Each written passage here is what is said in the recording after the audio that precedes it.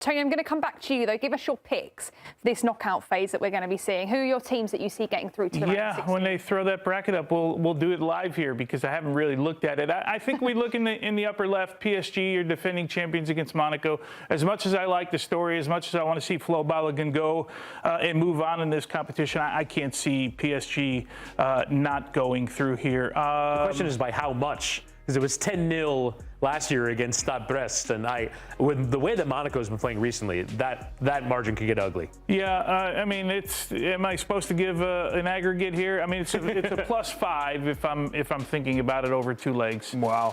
And by the way, Monaco did beat PSG this season. Couple of weeks ago, right? In November, Minamino scored the winning goal there, and Minamino has torn his ACL since.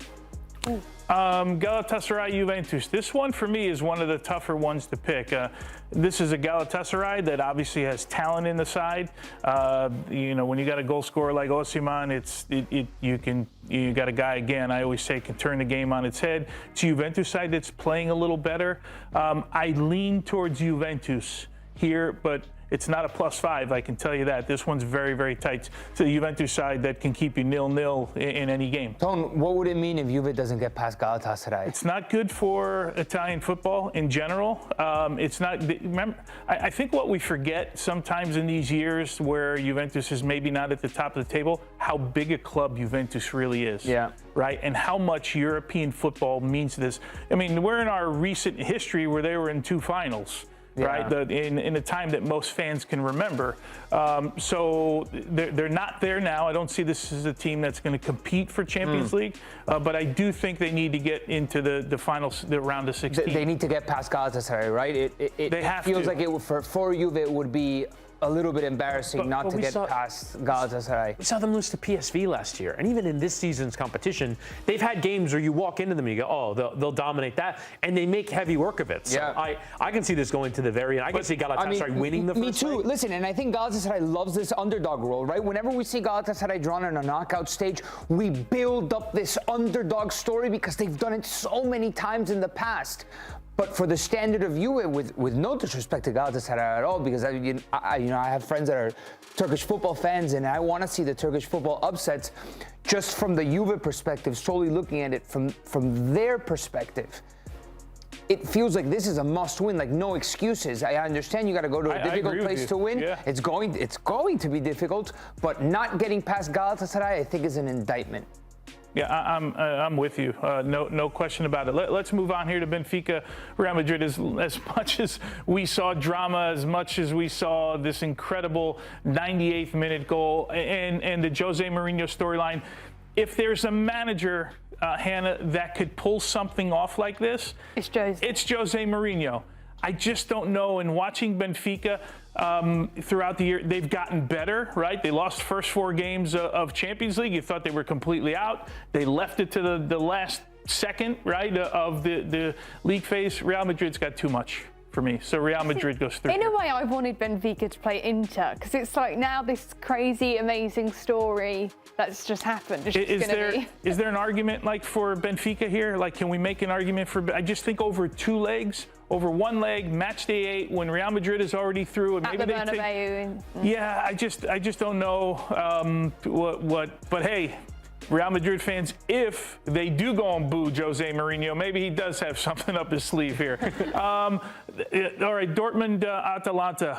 Atalanta, ends up in 15th, but we're the best performing team, after 7 match days in Italian football. Palladino's come in. He's done a really nice job, but I think the yellow wall is going to be too much for Atalanta. To go to Dortmund first, Atalanta's going to have to keep themselves in the game. I'm going to give the edge here, and my Serie A fans are not going to be happy. I'm going to give the edge to Dortmund here. Okay. This is a total coin flip for me. Yeah, total coin flip for me because I think Borussia Dortmund have been fairly underwhelming this season. They don't really have that sort of next guy that's taken on the mantle of being the main man in this team. And Atalanta, as you said, have been much better after the managerial change. I sort of agree with you, though. I just think physically I can see Borussia Dortmund kind of overwhelming Atalanta in moments, and I just think they have a little bit more, not much more. Without Seru Girassi in fine form, this Dortmund team, when they win, they're not exciting. It feels like they still need to grow into that next phase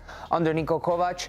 But obviously, I think it's as fair as you guys say, with the potential of getting a Bayern Dortmund, their Klassiker, in a round of 16 matchup. Here's your reward, right? If you go through in this competition. I think either way, just looking at the way the league phase shook out, Arsenal and Bayern are the definite winners, being 1-2, because no matter who they draw, I think they will comfortably go through to the quarterfinal. Qarabag, Newcastle United, Hannah, I would love to see Qarabag go through from match day 1 when they beat Benfica, being the first Azerbaijani team to make it to this stage. There's so many storylines that want me to say Qarabag goes through, but I just don't see it. Newcastle United goes through here. Brugge against Atletico Madrid.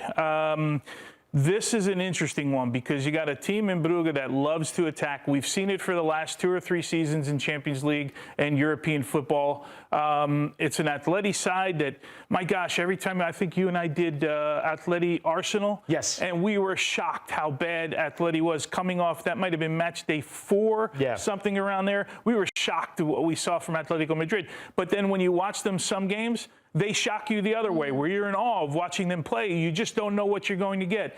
Having said all of that, going into the Metropolitano for match day 2, I think Atletico Madrid goes through here. Early prediction, though, I'm going to suggest that Club Brugge wins the first leg, because there's just something about teams that have gone there. You think, all right, we'll go to Bruges. It'll be easy. I think that has become a very difficult place to go, as we saw on match day 8 in the league phase. Yeah, hard to argue with that, Chris. Okay, someone help me here with Bodø Glimt, because I love this story. Going up to the Arctic Circle. I love that Nico's going to go see the Northern Lights. We want them to win. He's gonna travel 36 hours to get there, White Plains. and his flight's gonna be delayed, and he can get to the city and walk to the stadium. Like, it all sounds so good, but Inter Milan in this competition over the last couple of years, the argument is that Inter's older, right? But that was the argument last year. I feel like there's a different edge because now they brought in Boni, they brought in Pio Esposito. They're a little bit deeper in the forward position, which bit them in the backside quite a bit last year outside of the Barcelona tie, which I think they scored 7 goals, right, in that tie over 2 legs. Inter just has too much. As much as I'm going to follow Nico and his journeys there, I just think Inter has too much. And no, I don't even think they lose in Bodø. As difficult a place as that is to play. Okay, can I just say one thing about Bodø Glimt? That I obviously do think Inter is going to progress here. Like, they're better than Bodø, and over 2 legs it's going to be very difficult. But Bodø, throughout last season's Europa League and now in these last couple of games in the Champions League, when they're up against a team that is much better than them, they don't resign to their style. They play Bodø football. It doesn't matter who they play against. Tottenham saw it last year, too, which is in Europa League, right? Super respectful. And so much so, in that game, Ange actually changed his way of playing because he knew how good Bodø were. And he offered a little bit more balance to his Tottenham Hotspur team in that knockout, in that semi-final, in that knockout in Europa League. And we saw much better Spurs in that matchup. So just keep an eye out for Bodø Glimt, because I think they're respectful win or lose. The one thing to worry about for Bodø as well is there are some sharks circling for their players come the end of the transfer window. I think Hauge being one that there are clubs that are in for their players. They have to hang on to their core if they don't have any chance against Inter. Jens Per Hauge, former Milan. Yeah. So, I liked him when he was there too. He's still younger. He was younger though, yeah. Also with Bodø, their season finished in November, so they're not playing. And they didn't win. So they're not playing domestic football until March. I couldn't believe that when I heard it. So Hannah, as much as I'm picking Inter, can I have a caveat here? Yeah. I'd love to see Bodø win leg number 1. Yeah. Just from a historical standpoint, and see them win, and see that small little stadium and the fans enjoy the moment. But I just think Inter has too much. And then you talked about coin flips on the other side. This one for me is the coin flip on this side of the bracket, right? Olympiacos. Going to Greece is never easy to play. That's where leg number 1 will be. Of course, I'll be looking at Bayer Leverkusen because of Malik Tillman and the ties to the U.S. men's national team. And he had 2 goals in match day 8. So I'm gonna ask for help from my friends Nico and Chris Wittyngham here, because I need some help on this one.